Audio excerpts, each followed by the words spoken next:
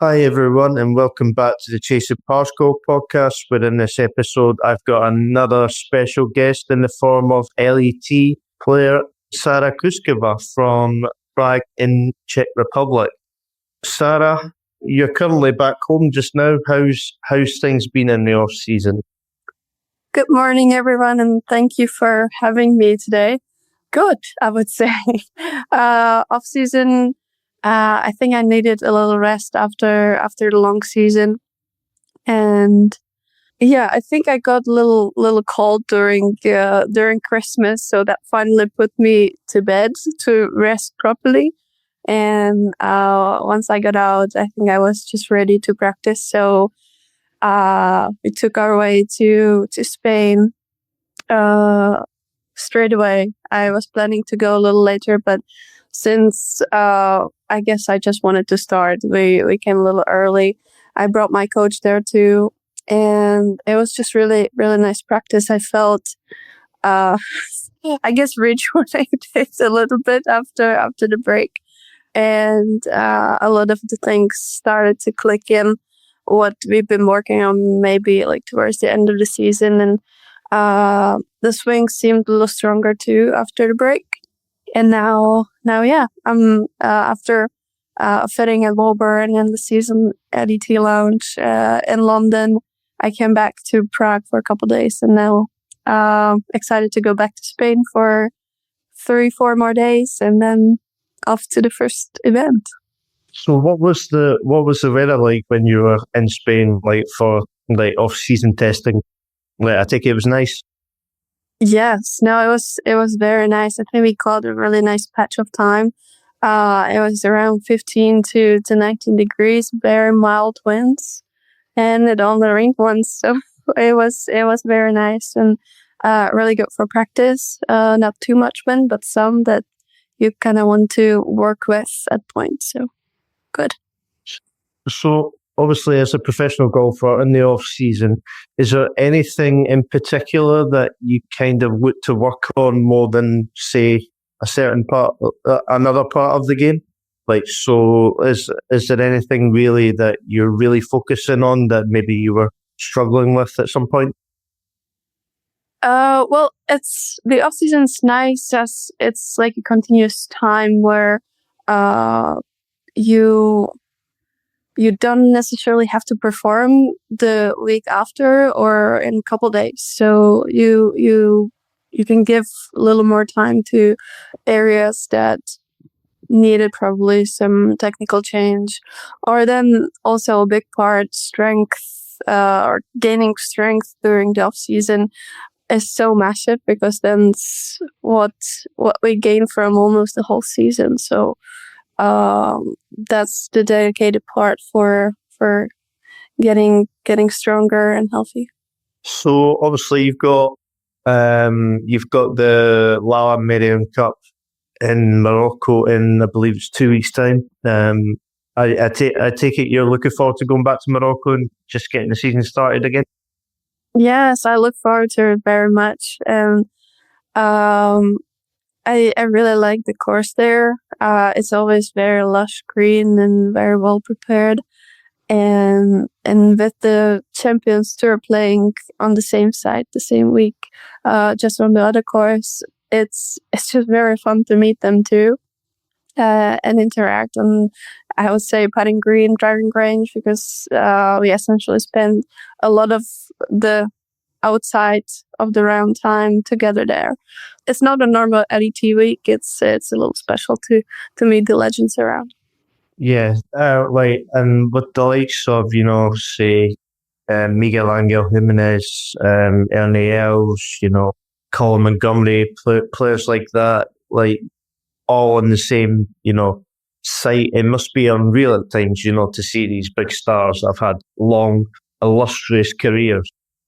Yeah, it's incredible. I think more to so than realize and study their bios and CVs, what they have done, because even many of the players, I didn't get to see them that much on TV when I was growing up, because they were just before. So realizing that and meeting these people, it's it's just a little insane. And then they're just normal, and they come and pat your back, and you can see how they chip around the green, and it's just it looks so easy, and they're still very hardworking. So yeah, incredible. In terms of the people that you might have met at the the event in Morocco from the Champions Tour, is there anybody that stands out, like that you really enjoyed like speaking to or asking for advice or something like that? Yeah, we have a fellow Longhorn there, so he was very fun. We took some pictures on the putting green, and he's always so nice. He comes up and just chats with me, and then he comes off and goes to do his stuff on the range, and the other guys keep asking, "Hey, like, this young girl, like, how did it happen?" And he's like, "Yeah, this is Sára Kouskova. We went to the same university," and so it's very fun. So I want to quickly talk about Miguel Angel Jimenez. So I'm led to believe that you do a certain routine that he does as well that is very interesting. The one with the knees, and did you ever know that was what he done? All of the time, or did you just try and copy it, or what how did that come about? Well, not at all, since both of my parents have sporting background. My dad always, when I was younger, he was telling me to warm up properly and just take care of the body as best I can, so it then comes back to me healthy. And so we created this little like warm up routine that I would do before every practice, and obviously it's something that's not really common in golf, or wasn't really common in that time, especially when you come to a club and you have older people looking at you that you're warming up as a young child. It was a little strange, and I was always very just subconscious about everybody watching me, but I still kept doing it. And one of the stretches was obviously, as I later on realized, the Miguel Angel Jimenez famous move. And then obviously once I got to uni, everybody just kept making fun of me that I do the stretch, but it is what it is. I do like it and stretch the knees very well. So Yeah, no, that's fair. I mean, to be fair, like Miguel's probably been doing that for the best part of 40 years or something, and even to this day still find it quite funny, like the things that he does with the golf club and like all the stretches and stuff. So yeah. So I want to take you back to the start from you. So obviously where was it you were actually brought up? And like I have now that you stay in Prague, but I'm led to believe you're born somewhere else. yeah, that's right. I was born in Carlsbad, Czech Republic, which is on the very western part, on the western patch of the country. And that's where my dad once brought me with him to play golf. And I guess I liked it. I started to have a little training camp every once every week. We would come up to the club to do a practice with other kids. And yeah, once we had a little tournament, I think it was in 2005 in the fall. And it was on like a little chip and putt course there. And somehow I believe I managed to win that little tournament. I still have the little trophy. And it just, I guess, resonated within my body that I still remember it to this day.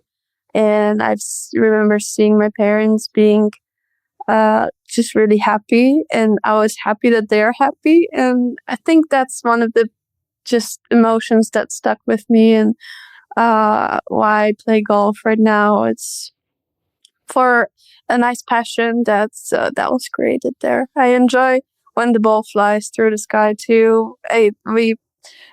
We just had very good time as kids over there, just doing silly things. But I think that was essential for the love of the game. So in terms of Czechia as well, so in terms of like the golfing, golfing stature, it's not, I wouldn't really call it a golfing country. So in terms of like the landscape with like the courses and stuff, is there many courses in Czechia? Like, is it growing? Like how would you describe the current state of Czech golf? Very nice question. I think in terms of golf courses, I don't think it's growing that much. We have some new courses coming up, but also some older ones that are just stepping down and not taken over. But still, we keep the number around 100 of golf courses around the whole Czech Republic. And the golfing society, well, it's a little hard to tell because everybody needs to be registered here. So they have a lot of people in register, but then only like half of them are playing actively. So that brings us to about, I think, 30,000 active golfers. Of course, that number is growing. COVID helped a lot because that was the only activity we could do outside. But it's still, we still fight the battle to take the sticker of the posh sport out of the game, because a lot of people still think that it's only for the businessmen with the cigar riding the golf cart on the golf course. So, but I think in the very recent years, it's starting to get a little better. People would come up with one club to just hit some balls on the range, and it's becoming to be a little more normal. But I think still a run to do.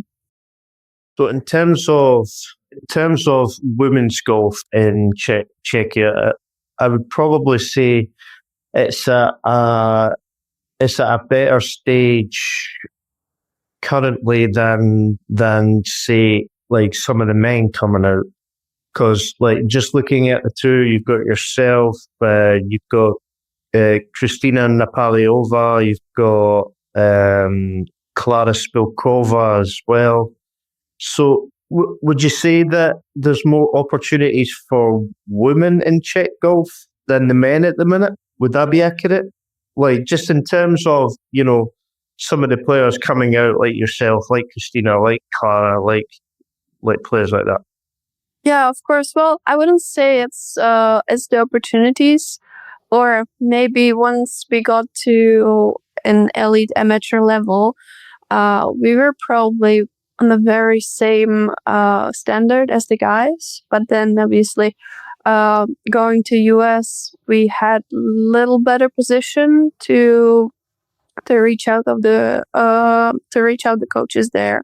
But again, Klára or Kristina, they didn't use the American college system, so you cannot really take that as a golden rule. And many of the guys that came before, they also been to some good universities, but right now are struggling a little bit to get to Challenge Tour or the People Tour.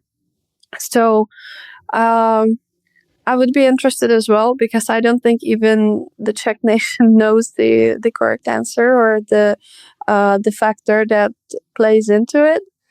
But I'm very, very happy that right now we are probably on the breaking point with the men's tour or with the men's Czech golf, because Peter Herby got his card to Cork Ferry Tour and he's doing well. So I'm very just excited about that, because we needed some good representative of the men's Czech golf. So yeah.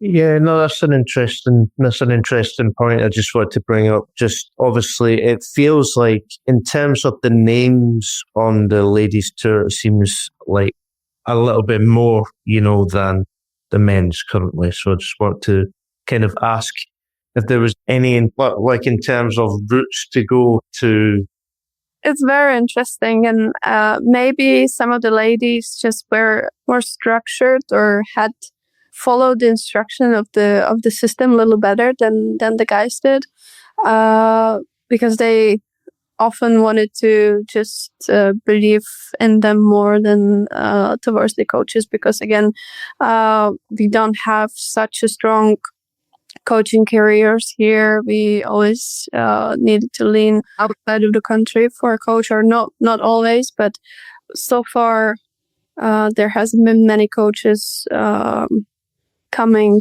or coaching somebody that would be on elite tour. So I think it comes hand in hand too. And yeah, maybe even with that smaller number of golfers, we needed more guys to come up to and essentially then select at the top to have a little more of them. But yeah, we'll see. We'll see what happens. So in terms of the Czech national setup, you first became a part of that in 2013, I'm led to believe, and you've represented Czechia at plenty of different tournaments. So just looking at the notes here, so you're a 4-time European Girls Team Championship participant, 4-time European Ladies Teams Championship participant, World Junior Girls Championship, and the Espirito Santo Trophy as well, all with the Czech Republic. How did the process come about for you to join the national team? Well, I was a little kid. I think I was like 13, 14 at that point, where I was getting to a position to be in the wider pyramid of the Czech national team. And I guess I was hardworking enough and had a good support from the family at that point that it worked, and I gradually was getting better every year. So that was essentially, I think, what the federation was looking for. Nice growth and potential towards the future years. So yeah, they decided to get me on board. And then now you look back at it, it seems like a very successful time with the national side. I mean, just like, as I said, just listing off them, 4 times with the European girls, 4 times with the European ladies, World Juniors. I mean, it's very cool experiences, I would say.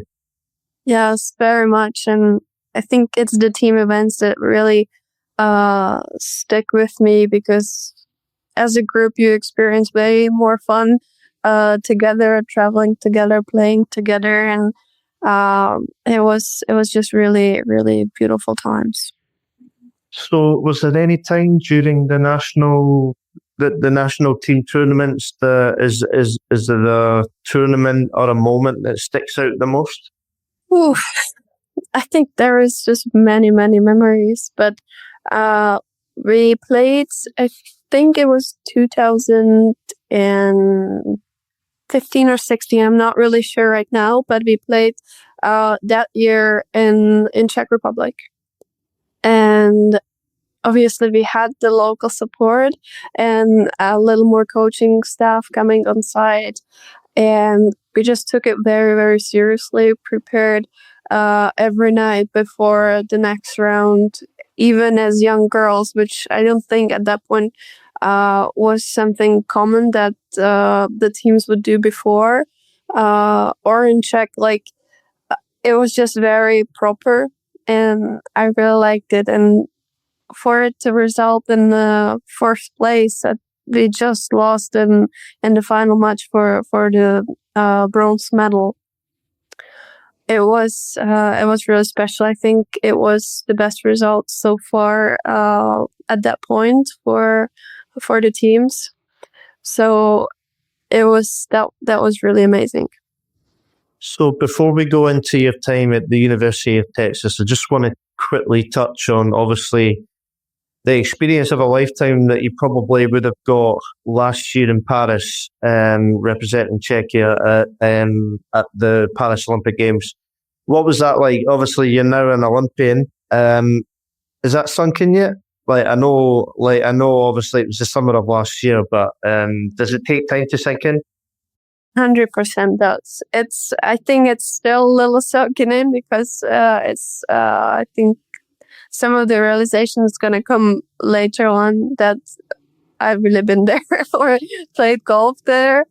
But it was just surreal and incredible to be part of the Olympic concept. I think for me, the Olympics are just something that goes obviously very far into history of the humankind, and obviously ties into an excellence and unity of the nations, and just kindness as well. Because what I have seen throughout the tournament or the village or the whole experience is just so much about everybody supporting each other, even though they're competing against. But I think everybody's just so grateful to be there and to represent their countries and themselves. So that was something that really stuck out with me. I had this concept in mind, but then it being confirmed during the games and even realized fully what it meant, it was very beautiful. Yeah. So, before we go into the golf course, what did you as part of the team, like in the team village, did you as part of the Olympic team get to go to any of the other events and support your fellow Czech players? Yeah, well, I stayed in the village the first bit of Olympics. I think it was almost like a week that I spent in the Olympic Village before I moved a little closer to the course for the tournament. And yes, we visited some of the tennis friends and watched them play. And then I think since Le Golf National was a little far away, we mostly watched some other sports on TV in the Czech little house that we had there. And then my caddy, Jakub, he is a world-class hockey umpire, so we went to watch some hockey. Because he was appointed to referee in Paris as well, but decided to caddy for me instead and be part of the athletic side, let's say, to be in the village as well. But as referees, they don't get to see that part that much. So it was a very hard decision for him too. But I was obviously very grateful that he chose to continue with me. But obviously I would love to see him on the pitch as well. But the rules didn't really allow a clash there, so he could choose only one role. Yeah, I mean that's very interesting to know that Jakub is a world class hockey umpire. I mean, like obviously you have a working relationship. Obviously, he's your caddy as well. But to have other passions as well and to be good at other stuff is also very interesting. And so I just want to quickly talk about Le Golf National. So obviously it gets played every year on the DP World Tour. We all know how hard of a golf course it is. When you've actually played it, is it even harder in real life than it looks on the TV?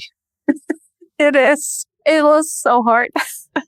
But I think it was the condition that the course was in. It was just spectacular. The greens were incredibly fast.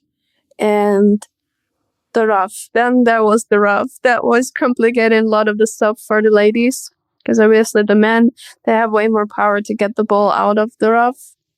Even with a higher iron. But then we still played the same golf course. And I think we can spend a lot of time talking about how what is the right percentage of the tees moved back for or whatever. Doesn't matter.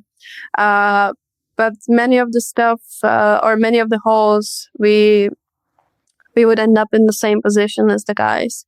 And obviously we would hit a way longer club into the greens than them. So I felt like for us it was even harder than it just looks on TV. So yeah, but incredible shape that it was in. So I mean, you finished tied 55th for the tournament. Obviously not your best stuff on a very, very, very challenging golf course. I just want to know, like, when it comes to these super tough courses, so like obviously Le Golf National that you played, DLF is a very notorious golf course as well in India. Like, how do you kind of work your way around these very difficult golf courses? Like, is there a particular method that you kind of go towards for like these extra tough golf courses? That's also a really nice question. I think you have to be mentally ready for what's coming. And since my first time in India when I played DLF, I was there a week before the tournament and kind of studied the course and then obviously played practice rounds. And I guess my game at that point was in a good spot, so I could confidently just hit my targets and be just very, very precise with everything you need to do there. But then when you look back, you essentially hit a lot of wedges into the greens at DLF. Whereas at Le Golf National, it's tough all around the course, and we didn't get that many scoring opportunities. So I would say it was even harder there. It wasn't enough that you were striking the ball well, and then it was the pressure of the Olympics and everybody, because I didn't experience that many people around the golf course watching any time before. So I think that was an extra mental hardship that I need to deal with. As I started my message in the beginning, you need to be mentally ready, and I don't think you can get ready for 50,000 people watching you play. So I think that was for me the hardest during Olympics. At that point I actually thought I played quite solid. But obviously, when I broke it down, I did a lot of mistakes. There are places that that it wasn't necessary to make them, and yeah, it was just such a mix of emotions that you try really hard, but you also try to enjoy it and try to be proud, but then you're aching on the greens in putting balls in the water. So it's just such a big mix of what happened at the Olympics. So during that week, did you like say you were looking out at the crowd? Did you see a big wave of Czech fans anywhere that were on the course supporting your fellow players? Yes, I actually did. There were many people coming with the flags and chanting in Czech. So it felt very special because you don't usually get that on a normal tournament. So that again was one of the most amazing memories too. So we just want to take you back to your time at the University of Texas. So how did that decision come about? Was that always a dream to go to the States to, obviously get a degree, but also play very good golf at the same time? Absolutely. Honestly, I'm going to tell you no. No, that's fair. I think when I got to the last 4 years of the high school education, I didn't really want to go to university. I think at that point I didn't really receive good feedback from the Czech players or I don't think I could fully understand what it meant to go to college in the States. So I think for me at that point I wasn't sure, and it was more of a thought that I'm gonna start playing on tour right after high school. But then I would come up to myself and say, I don't think I'm gonna be fully ready to do that. And as the high school progressed, another year came by, and I was like, well, then I actually talked to a girl. She was at Florida Gators, or University of Florida, and she had a good time there and was able to tell me a little more how it worked. And at that point, I started to research what it meant to go there, and kind of come up with a plan that I'm gonna reach out to all the good universities in the southern part of America, essentially, or the northern part. So I reached out to, I would say, almost 50 universities, all the way from California to Florida, and I got some nice feedback, and then tried to keep in touch with 4 of them in the end. It was obviously Texas, it was Florida Gators, it was Arizona, and Berkeley. And I took visits then to Florida and to Texas. And then once I've been to Austin, I think I decided that was the way to go. And when I was in touch with the coach, I really liked how he went about things. Even though he never saw me play before he signed with me, I think his trust was really nice, that he believed that I could be a good addition to his team. And I remember sending him videos, because that was one of the things he asked me. He wanted to record myself doing every part of my game, including chip shots and bunkers. And it was January in the Czech Republic, and I had to record it in snow. So I did a little snow shot instead of bunker shot. And I think later on, when I heard from the athletic director of Longhorns, he even saw the video. So I think that was pretty funny. So then I chose Austin and the University of Texas. So, like, even nowadays, are you still in contact with some of your some of the people that were on the Longhorns team? Yes. Obviously, the current team right now is getting younger and younger, and more apart from my year at uni. But I still love to keep the touch. It's obviously harder to do it over the pond, and with that time difference, so you kind of need to work hard for that too. Because right now I'm living totally different lifestyle from what I did back there. So. But I'm trying, and I'm trying to get back there as much as time allows. I've been to 2 weddings already of my teammates, which was so special. So yeah. And in terms of the coaches and stuff, you ever keep in contact with the coaches and stuff that were on that side at the time? Yeah, I do, and I like to do that because I think we grew a strong bond with them. They recently changed the coaching staff in Texas, so they're right now a little more scattered around Texas. So and it's been fairly recent, so I don't really know how it's going to feel when I'm going to come back there to the facility and not see them there. But I'm sure we're going to find a way to interact in the future. So the next time you go back to the Longhorns, they're all gonna be like, "Who's this? Wait, who's this? Who are you?" Well, I hope they're gonna recognize some of the pictures on the walls, but yeah, essentially, I hope that's not gonna happen. Like to be fair, if you were to go back there and not many would recognize who you were again, that would be a little bit worrying, considering your success on the Ladies European Tour as well. Like, yeah, I don't think that will happen, but you know, there's always, you never know. There's always a chance.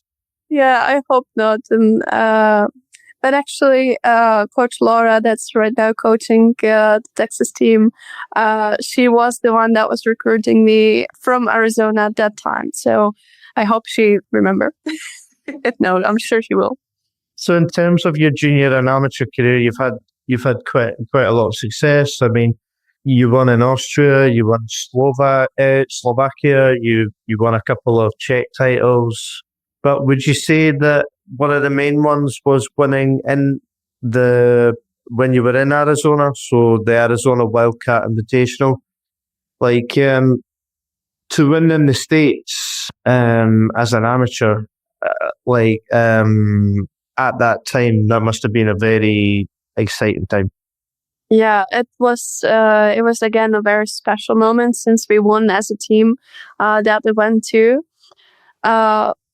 But when I look back on it, and even what I discussed with my mental coach back from Austin, he always kept saying me like, you really want to confirm to yourself mostly that you can do it on every step of the journey to be a winner on I would say during the very early years, but then during your amateur career in Czech, but also outside of the country, that you can kind of confront the competition that's out there, and then to do it on the next level on the college level there. That was a really good reassurance that I'm on the good path to go forward.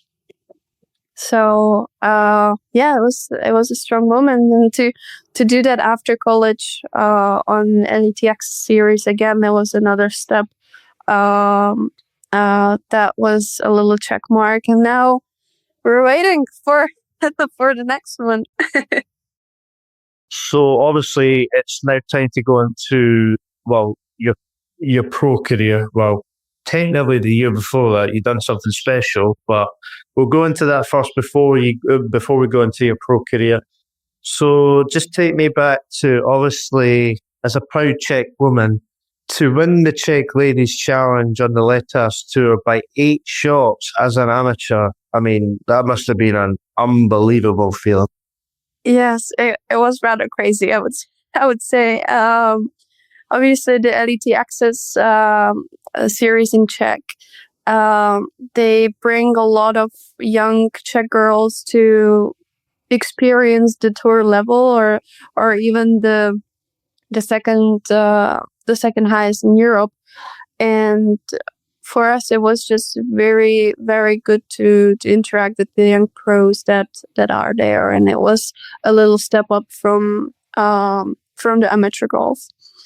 But I would say the level there was quite similar to the level of the college golf in US. But obviously, winning by 8 shots was a rather crazy to do. A rather crazy thing to do. So no, I think when I look back on the stats, it was insane. I don't really know how I did that, because in the first round, I was 1 over after 5 holes, I think, and to finish the round with 64 shots only, it was mental, honestly.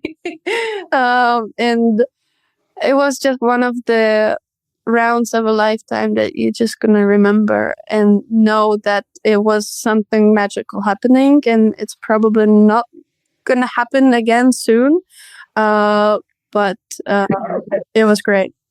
Yeah, and then, so just to give viewers a little bit of a context, so like in your 4 wins, like as a pro, well, 1 was an amateur, but your 4 wins as a pro, 2 of them wins have been won by a total of 12 shots, so by 8 and by 4. So there seems to be a little bit of a theme going on here, that when you feel comfortable and when you feel like you're really in control of your game, you seem to get a job done, and that's a very impressive trait to have. Like especially when your time comes on the LET in contention, you could possibly look back on that and say, I can get this done.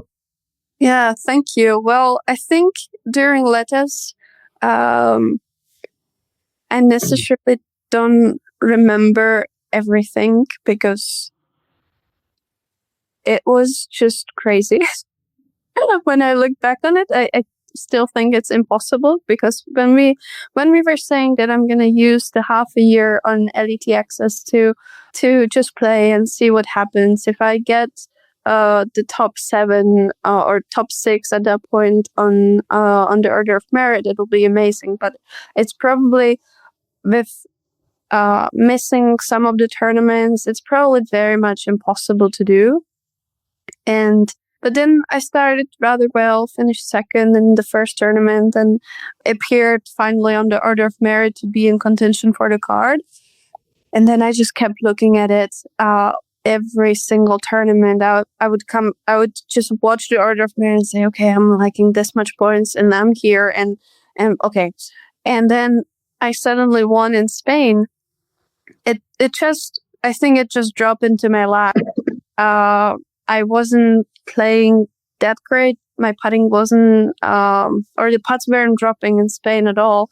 And Jakub was telling me, hey, it's going to be okay. We were in the final round. And he was like, well, just be patient. Just wait for 17 and 18. You can make 2 there. So we kept the whole round just waiting. And I had a really good shot on, I don't remember the hole, 12 or 13. It's a par 5. I got on the green in 2, and I had a 2-meter putt for eagle, and I made that one. And I think that was there was 2 putts I made during that tournament. It was that one, and then one on 17. And I guess the field was feeling similar. So at that point, I won, not knowing really how I did it. And I finally climbed up into a good position. I don't think I was there yet for the card. But then next week in Scotland, I got too close to be in contention again. And I was like, oh, this is cool. I can be doing it.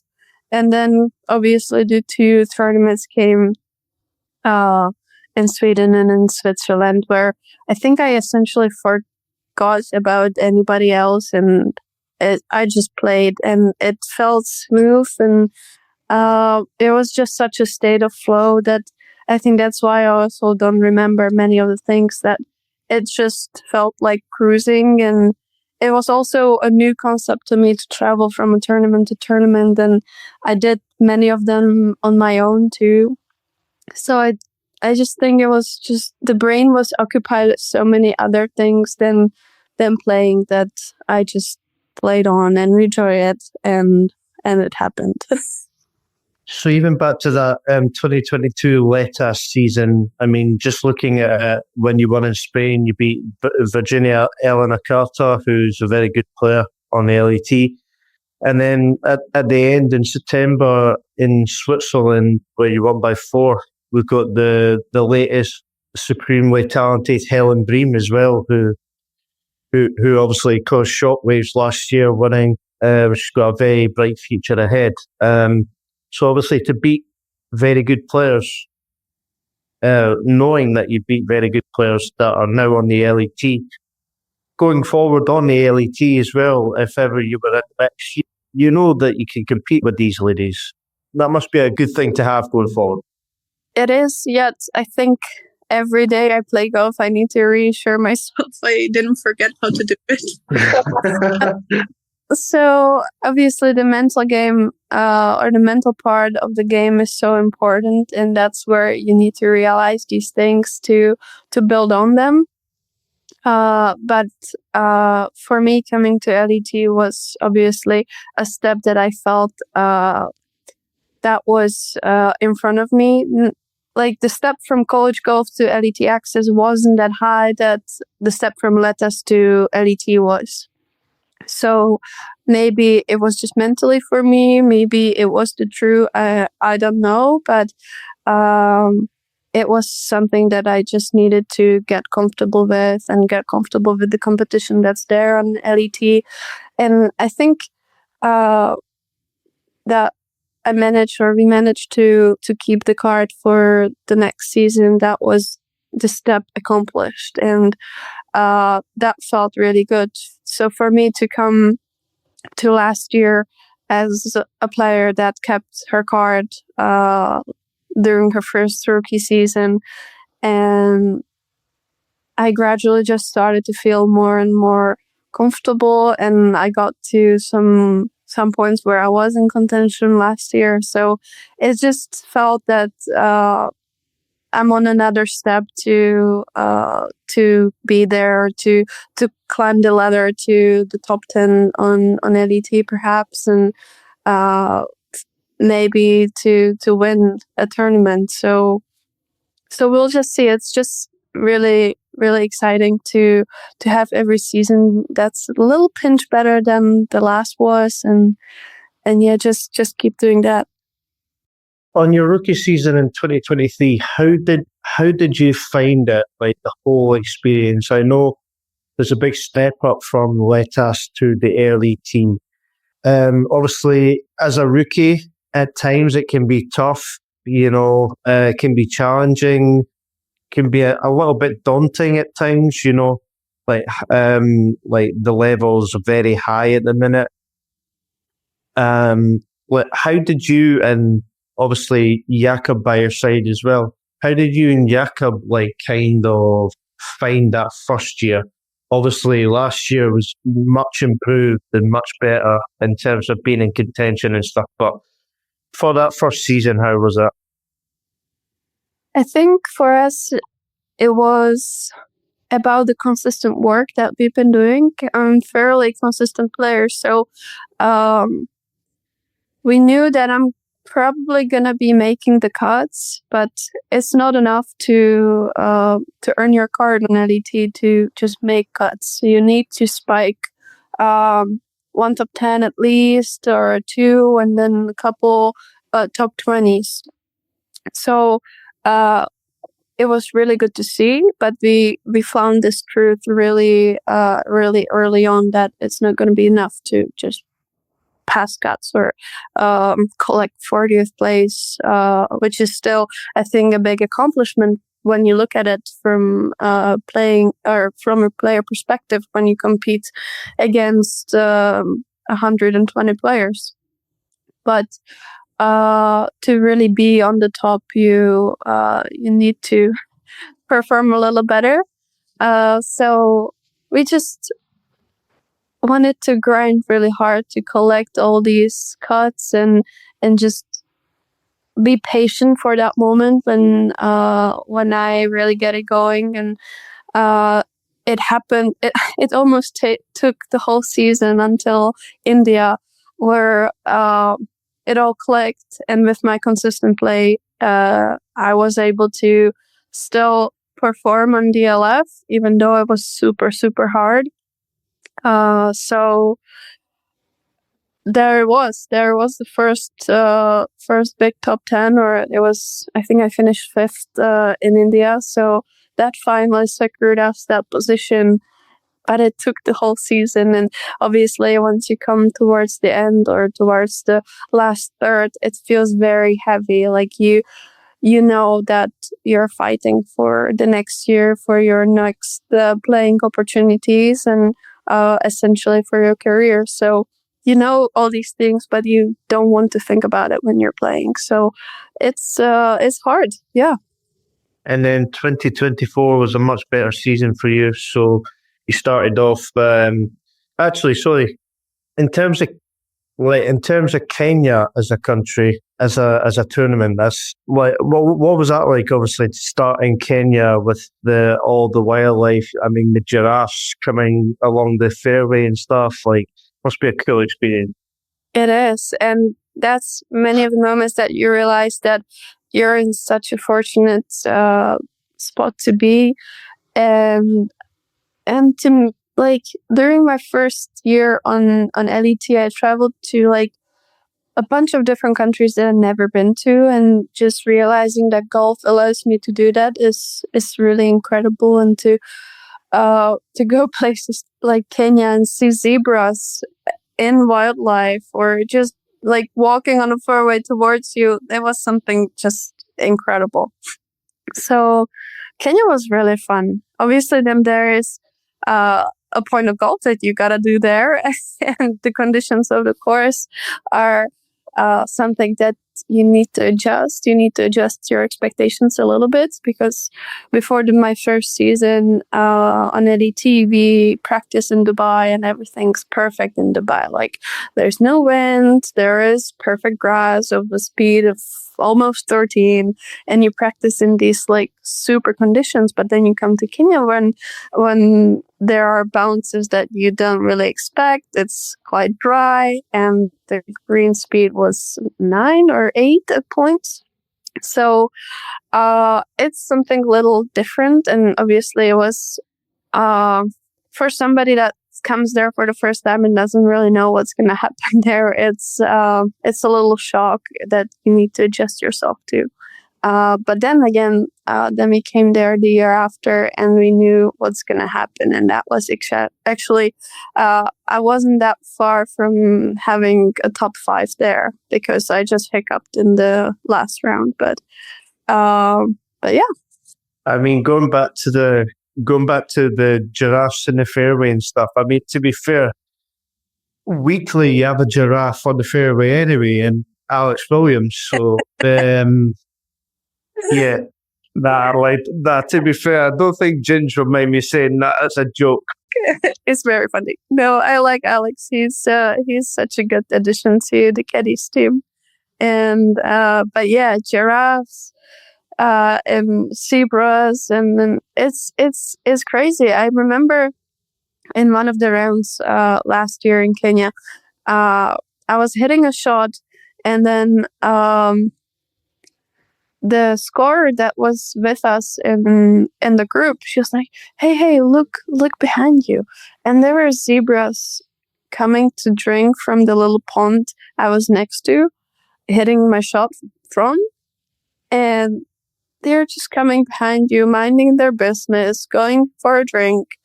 And you're standing there and watching them. They're like not really afraid of you, because they're just on the course.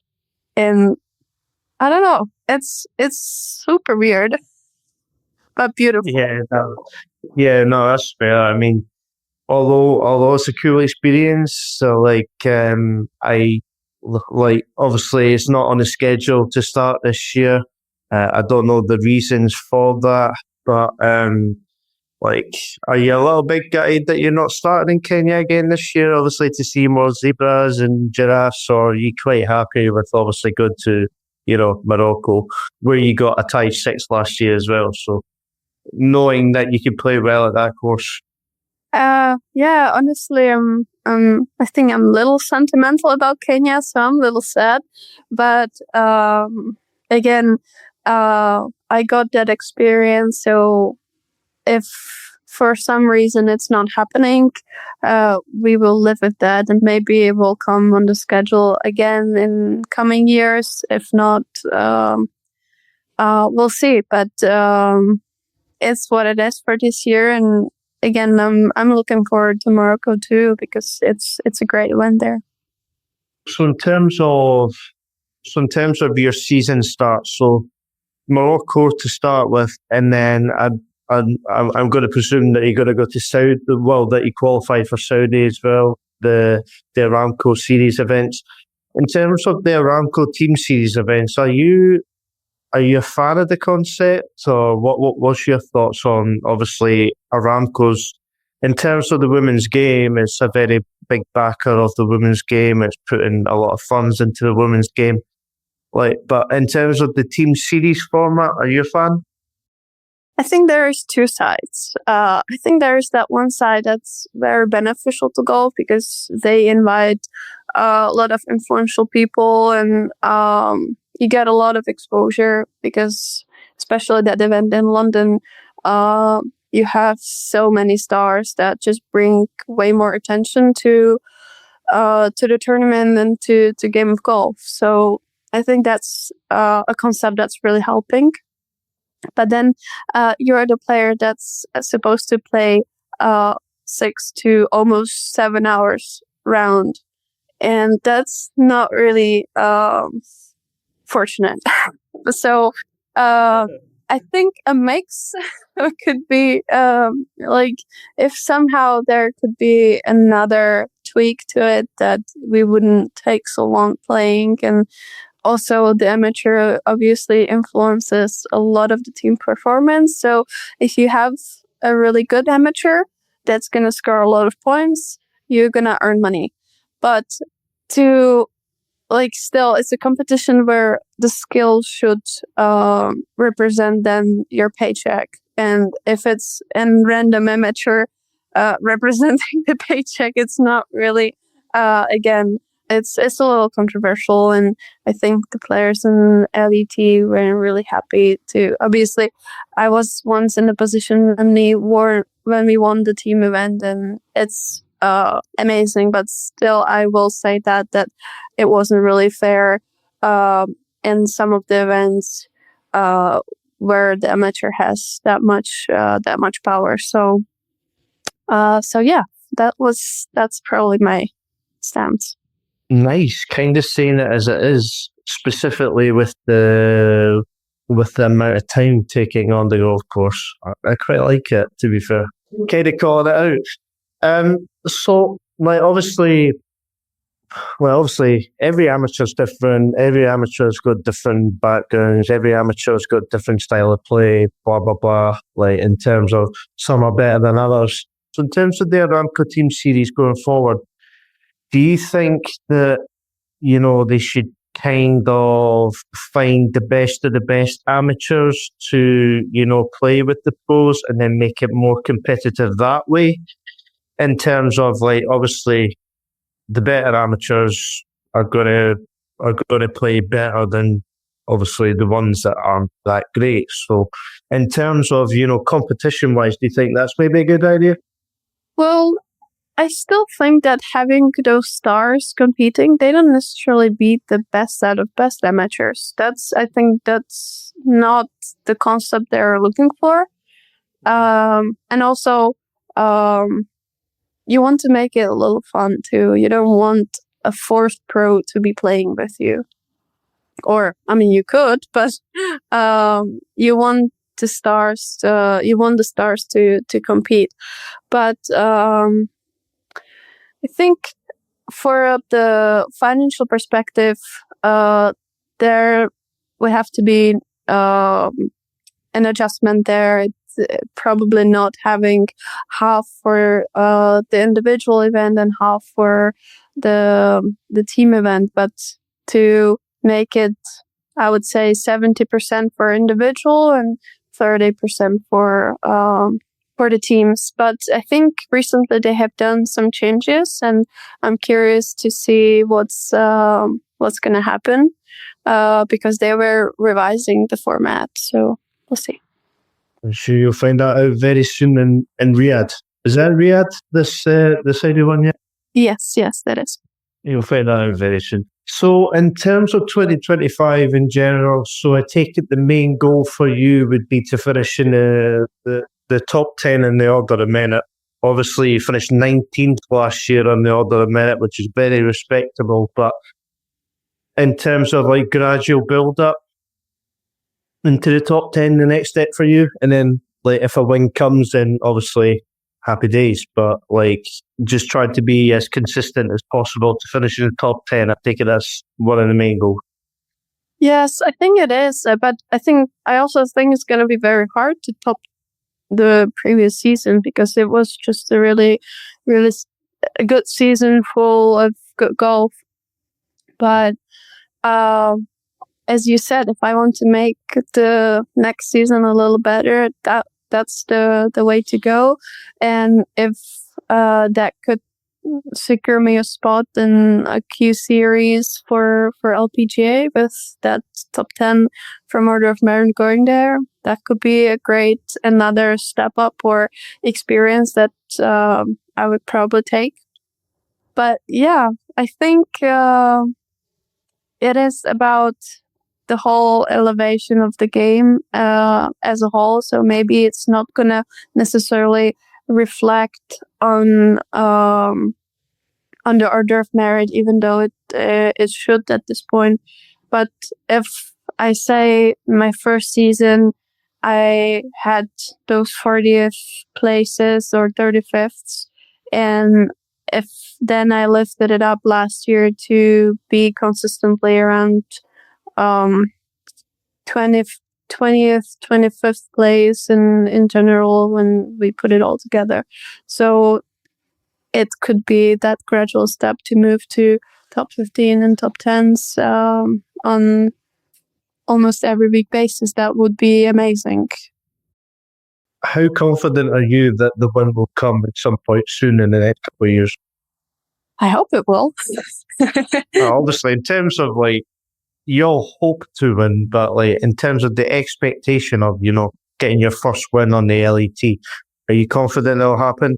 I think with the game, it can happen, yeah. And I don't want to say it will happen. I don't want to put any extra pressure or spark there. I think, honestly, I want to play like I played in LETAS. Just forget and just play on. And that's, for me, those are the times where I played the best, when I don't really care about anything else rather than enjoying a good golf shot, to put it that way. No, it's a fair way to go. And in terms of the majors, you think maybe getting a major start would be a nice achievement too? For sure, yes. I came in close this year for the British, or close and far, but because I played the qualifier on Monday, and I was doing pretty good, and I think mentally I was ready that it's gonna be a little tougher day because it was windy, it was by the coast, and yeah, I think I was doing pretty well, and then was 1 under after 10, I think, and then hole 11 came, and I hit a little sidewall by the green, and I came off with a 9 from that hole. So then I played it good again. But obviously doing something like that in a qualifier is probably not good. So it was a little sad, but I felt my game was ready to be there. But again, there's many years ahead, and I really hope I'm gonna get to majors this year. I will try to do that, because that will be another, again, a step to climb up and to get comfortable in this kind of environment, to be able to play good golf there. Yeah, 100%. Would love to do that. Yeah, and hopefully at some point soon you manage to achieve your goal of making a major. I think obviously for yourself and for your team, that'd be a very cool experience. Yeah, 100%. And I think that's always, aside from Olympics, that has been an incredible dream of ours, of the whole team. It is then the majors that you kind of want to look up to.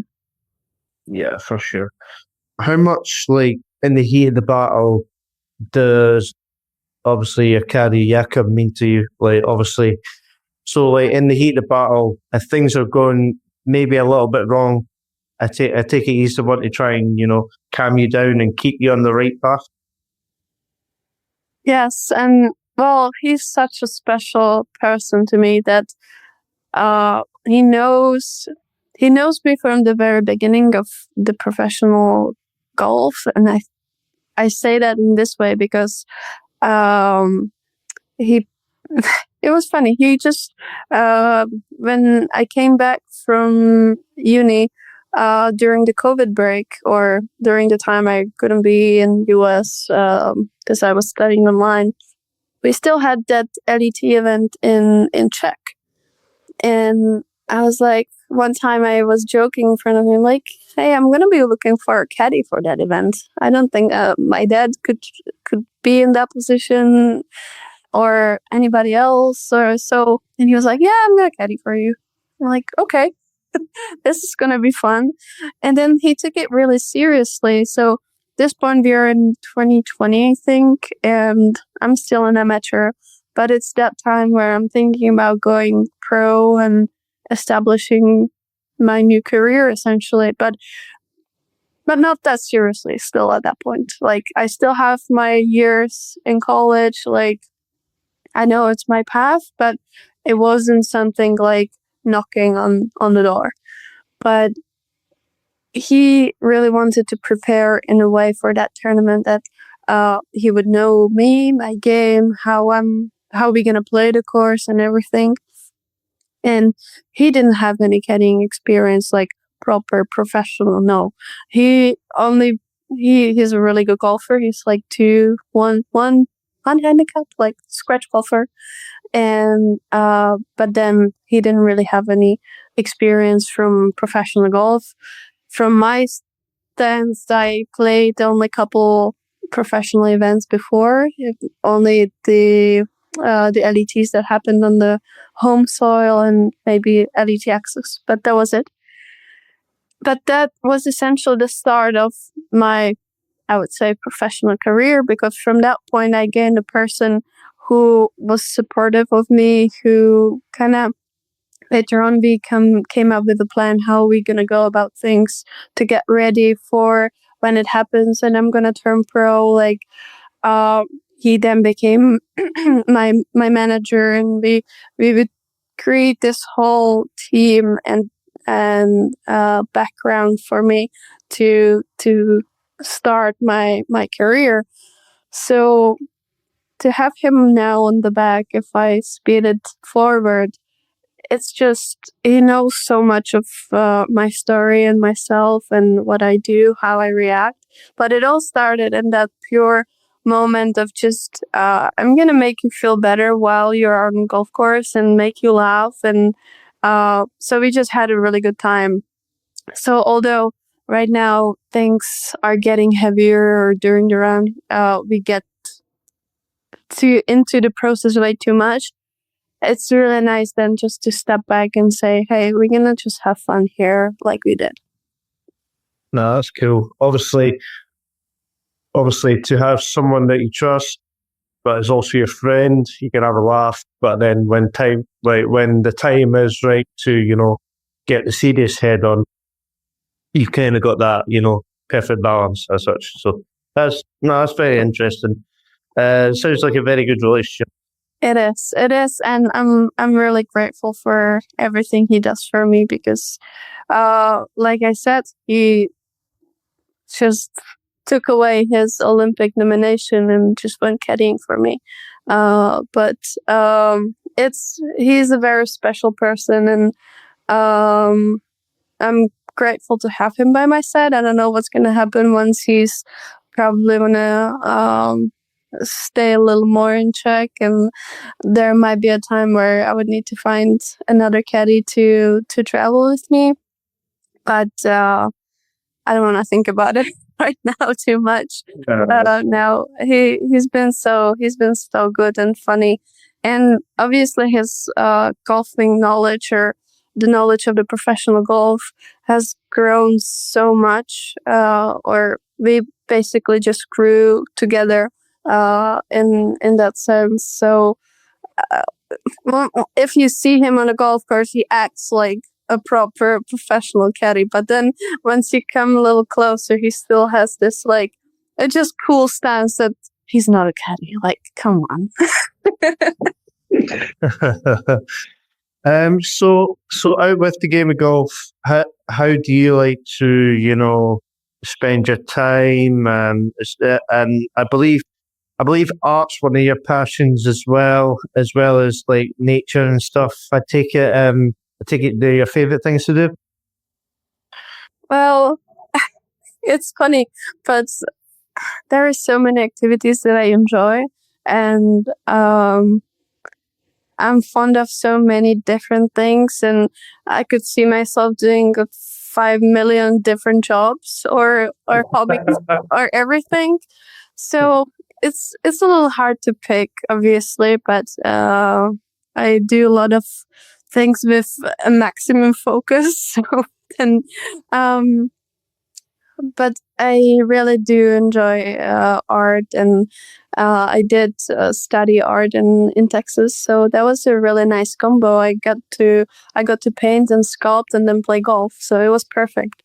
And aside from that, I got a little education in sustainable studies and that sense of geography and all that area, because it was surprising. Art majors had quite a bit of chunk of science in the degree, and I'm not a science person. Probably that's the one thing that I'm setting aside, math and physics and stuff like that. So I was looking for a good science credit, and since even from before I was passionate about the natural world and sustainability, that was a really good thing to add to my background, a little more education there. So have you got a favorite golf course that you played? Oh, Augusta National, I think it is. Augusta National. Oh, of course you were part of the Augusta National Women's Amateur Championships in 2022. Obviously, to play Augusta, what was that feeling like? I think it was every bit as good as what everyone makes it out to be. It's surreal again, and I don't think you fully realize how much like how big it is. Like it's crazy. You can really feel it once you step on the grounds that you're standing somewhere absolutely phenomenal. It's like I was very fortunate that my coach took me there to play before even the event, because the event happens. Obviously, it's a whole week like the Masters, and you get similar to the Champions Dinner, we got a Chairman's Dinner, and so that happened on the Augusta grounds. And then you play 2 rounds on Champions Retreat, which is a course close by, and then everybody gets to play official practice round on Augusta National. But it's like within the tournament. But then only the best 30 got to play the final round there. I didn't make the cut. I was hurt at that point, which was painful.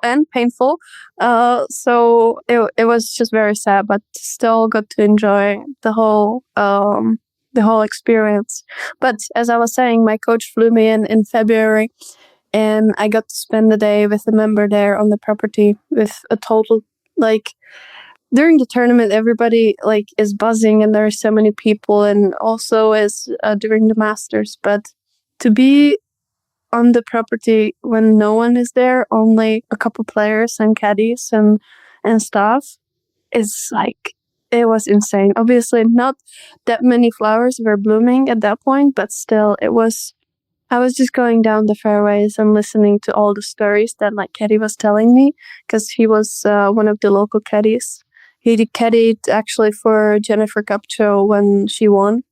And it's just incredible. That guy he essentially knew the history of golf from whatever time he was living at. It was just incredible. And the members, they serve as guides through the whole property. So then to listen his knowledge about the whole place and all the secret tunnels and secret cellars and different kinds of the property and what it was and the history, and it was a privilege, truly.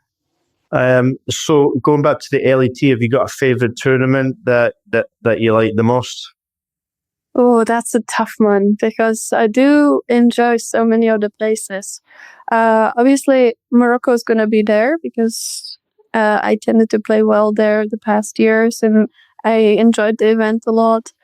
La Sella is very much player-oriented tournament, so we always feel great there. And with last year playing really solid there, I think that's gotta be on the list too. Obviously, home events.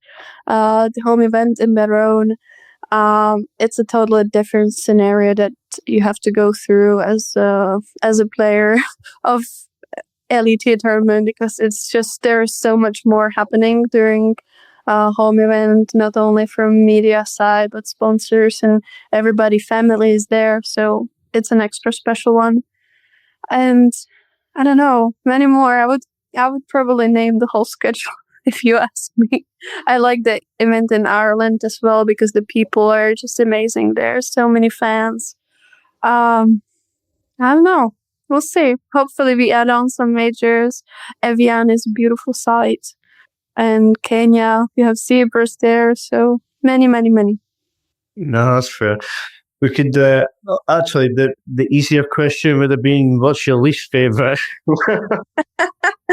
Oh, I don't know. I don't think I don't want to diminish any of the work what the tournaments are doing. I don't know. Yeah, I'm only joking. I'm only joking away there. Right. Well, I think I've definitely exceeded a little bit of time here, but no, it's been great to chat to you, and it's been a nice chat. And obviously, a couple of weeks left till Morocco, and you get your season back up, and I'm pretty sure you'll be buzzing for that.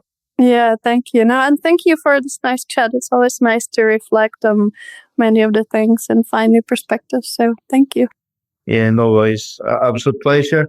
And all the best for 2025, and hopefully you achieve your goals that you've set out, and hopefully a lot of consistency. Thank you. Cheers.